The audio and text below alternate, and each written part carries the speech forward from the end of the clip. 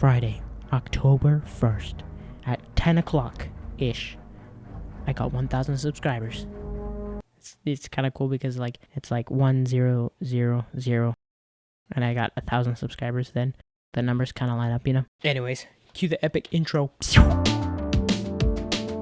Okay, so thank you so much for 1,000 subscribers. Super cool.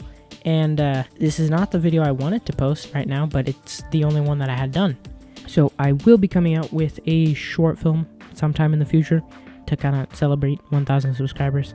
I don't know when that's going to be done, but you should subscribe so that you know when that comes out. So what are we going to be doing right now?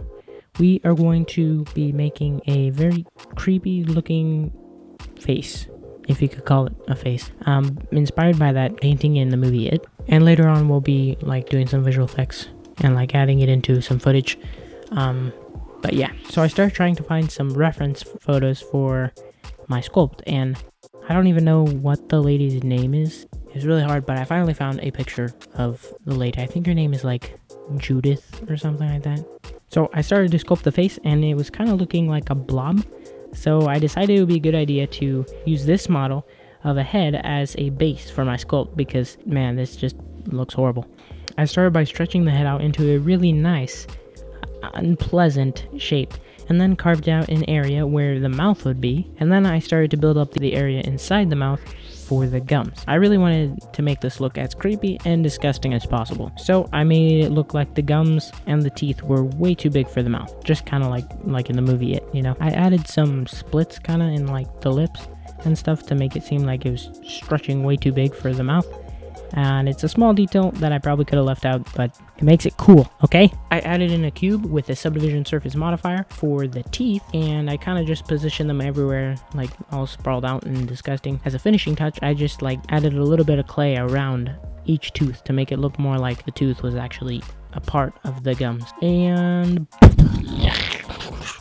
the sculpting is complete. And now, a bunch of you have been asking for my Carnage model from like one of my previous videos, and I have finally uploaded it to CG Trader. You can get it for $2, I think it is. So if you'd like to support my YouTube channel, that is a great way of doing it. You could go get that model. I would appreciate it. Okay, if this video gets 400 likes, that's quite a bit, but 400 likes, then I will put the model out there for free. Anyways, if you do get it, I would encourage you guys to retexture it because my textures really suck. If I were to recreate that or do anything with it in the future, which I might, I'm gonna retexture it because those textures were just disgusting to look at. But yeah, anyways, back to the tutorial. So now we have a beautifully disgusting, disturbing sculpt. We need some textures because it's not gonna be super scary if it doesn't have any textures.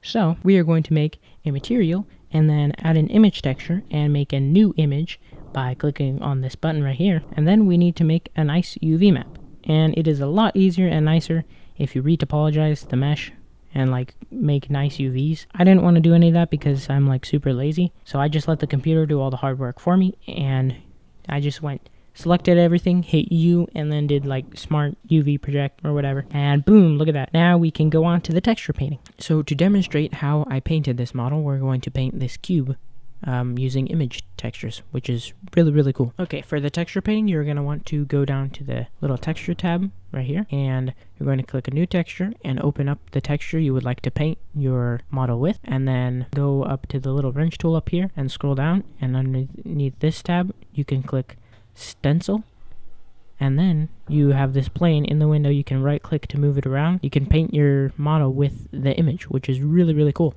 And this is how I texture painted the model, the creepy face. And that is pretty much how I texture painted this model. Here's the final thing. Voila. So at the beginning of the video I said we do some visual effects, and I'm just going to give you a quick overview of what I did. I first recorded my footage, and then I tracked 1 point on the window, or I think I tracked 2 points on the window. And then I went to reconstruction, and I said link empty to track, and that made a track in my 3D space, which is really cool. Then I just parented the model to the tracks so that they're kind of following around with the track. So then it kind of looks like it has the camera motion. And then I pretty much just animated it coming in the window. Then for the compositing, to make it look like it was actually behind the window, I just turn the opacity of the render down or whatever, and voila, it looks like it's behind the window. So that is all I have for you today. Anyways, thank you so much for watching. If you enjoyed this video, then please smash the like button. It would mean a lot.